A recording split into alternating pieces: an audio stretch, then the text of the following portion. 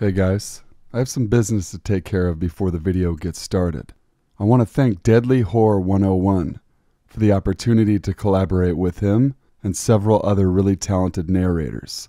I will leave a link to Deadly Horror 101's channel in the description box below. That way you can see our video.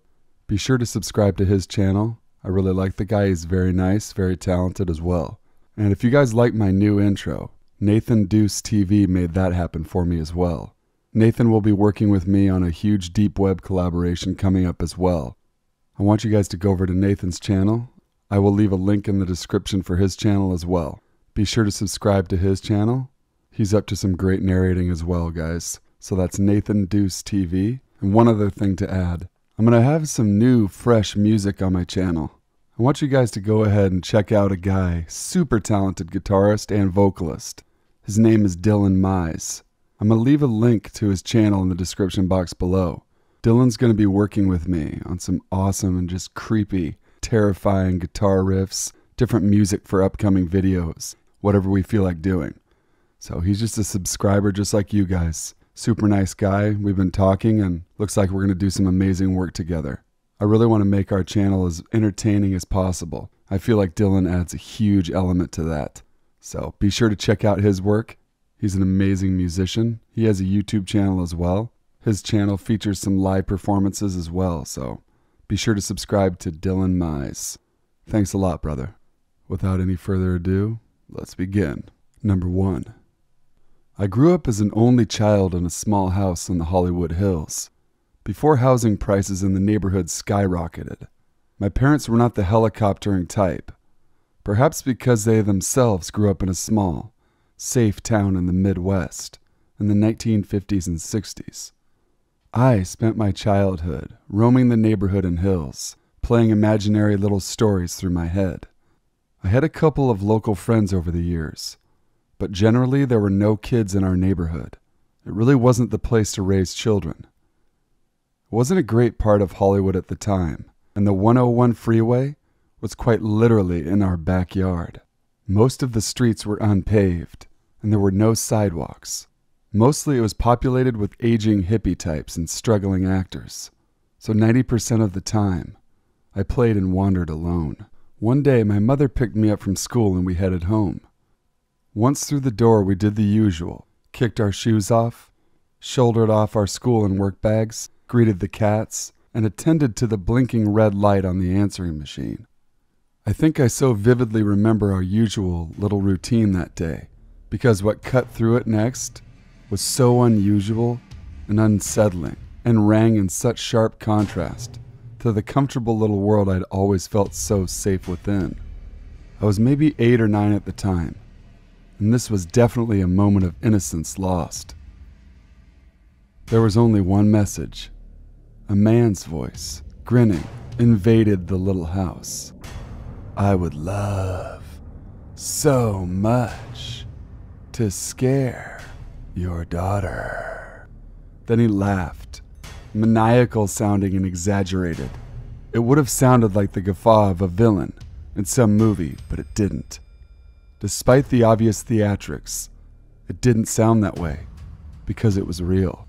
It was far scarier than any fiction. The laughter was loud, long, and drawn out.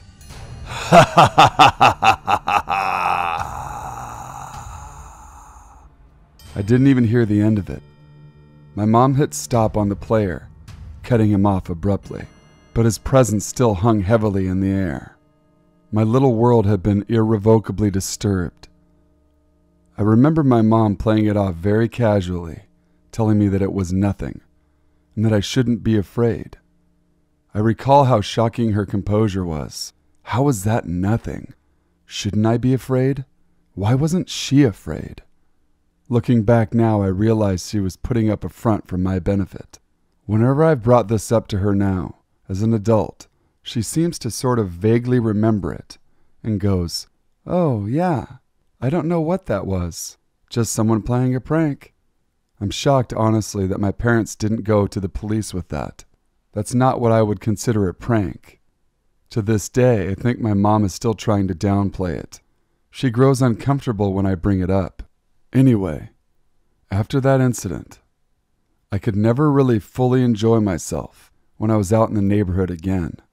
I always wondered if that man was somewhere in the hills, watching. Number 2. 22-year-old male here. This is my first time posting a story to Reddit, but here we go. About 10 years ago, my mom and I were alone in our house for the weekend, while my dad was on a business trip, somewhere out west Kansas, I believe. It was just the two of us and I was only 11 years old, but we lived in a pretty safe suburban neighborhood on the East Coast, so we weren't too worried. My dad also traveled often, so we were pretty used to being alone at night. The first night he was away, we were awoken by the sound of a loud banging on our front door at 2 a.m. We were sharing a bed and I felt my mom spring up out of the bed as she began searching for her glasses on the nightstand, wondering who would be outside during the dead of night. As she peered out of the bedroom window, she saw a large figure, dressed as a delivery driver, standing directly outside the front of the house, looking through our downstairs windows. There was no delivery truck in sight, and wasn't holding any boxes or anything. My mom turned white, and I could see the fear in her eyes as she told me to get into the closet and that she was going to call the police. From the closet, I could hear her footsteps as she creeped down the hallway. She made her way towards a gun safe. She returned minutes later with a pistol in her hand and locked the bedroom door. I could tell she was trying to remain as calm as possible, as she kept assuring me the police were on their way and that we were going to be okay. At this point, the knocking had turned into the man outside, screaming and throwing rocks and debris at the house. He was claiming he had an important delivery and he needed my mom's signature. He also claimed he knew my father wasn't home, which made my mother's heart drop. We had 2 cars and my dad's was parked at the airport. About 10 minutes had passed and all the ruckus stopped. My mom and I exchanged looks before she opened the closet door to see blue and red lights down the block. The intruder must have seen the lights and ran off before the police arrived, because they never caught him. After about an hour of the police talking to my mom, we got in the car and decided to stay at her sister's house till my father returned. I now live outside of Philadelphia, but once in a while, I find myself wondering whatever happened to that man, and what would have happened if he had gotten inside our home. So creepy late-night delivery man, let's not meet. Number 3. I was around 16 to 17 years old when this happened. I'm 28 now. For some context, I was a poor high school student studying in a town located around 300 kilometers from my home. I lived in rural Moldavian Republic and studied in Romania, where I had a scholarship to cover most of my expenses. Now, back to the story. After winter vacation had ended, I was returning home by train. Now, the train station was a really desolated place. There weren't any apartment buildings for almost 1 kilometer. The train arrived at 11 p.m., and the buses circulated until around 11 p.m. This was Romania, so no actual reliable schedule. I was alone, and there was a significant walking distance from the train station to my high school campus dorm. But taking a taxi was far too expensive for me back then, and I didn't want to bother any of my friends or colleagues. So the stupid teenager I was proceeds to think I can simply walk to the nearest bus station, and if I'm lucky, I'll get a bus. If not, then I'll just walk to the campus, around an hour away. I got out of the train and it was a cold, dark night. The area around the train station was completely desolated, except for a few Romani shacks, gypsies if you're more familiar with the term. These were scattered around. I proceed to start walking towards the campus. After a few minutes, I think I hear something behind me, and I get a dreadful feeling. I ignore it and start walking faster. A few more seconds pass, and I can hear someone calling me in a raspy voice. "Hey, beauty, why in such a hurry? Wait for me." I'm really creeped out, but I can't find the courage to look behind me, so I start walking even faster. The guy behind me keeps up. I can now hear his footsteps. I get scared and proceed to walk the fastest I can, without actually running. I hear him behind me now. Now that's not nice. Where do you think you're going? I turn my head and see a dirty, shaggy man looking in his 30s. At this point, I'm really scared, beyond trying to keep my calm scared. The area around me is pitch black and silent. There are no houses, no people, and even no streets that have any traffic around. And I don't have a cell phone. This happened more than 10 years ago in Romania, and I was poor. I proceed to run. I run as fast as I can towards the nearest populated circulated street. I run as fast as I can towards the nearest populated street that I can think of. I can hear him running behind me, not only keeping up, but catching up with me.